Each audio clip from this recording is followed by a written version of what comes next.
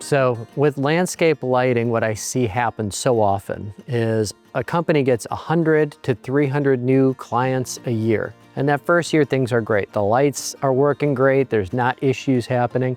Then they add another 100 to 300 clients the next year, and then the third year. And all of a sudden, they start having lights go out or fixtures fail. And it doesn't happen at one time. We don't have just an entire system that typically goes out. What I found in my experience is a customer would have two go out on one job, two on another job, two on another job, and my guys are driving around all day just doing service work.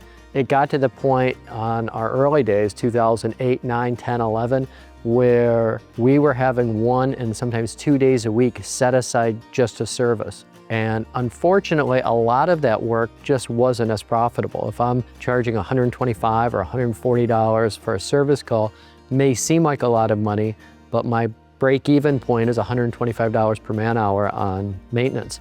So I'm not making as much money as I could be making on a new installation. And the other thing is just the frustration with customers.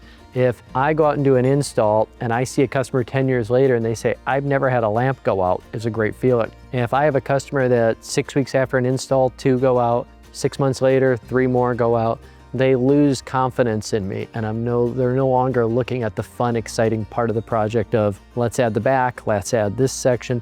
Instead, they're just frustrated that they keep having to pay for me to come out and service the system that just really wasn't done right the first time. So putting in reliable systems that are consistent, that you could put in the ground and trust that they're going to work is really what's going to allow you to focus on the fun part of the business, the designs, the installs, and is more profitable.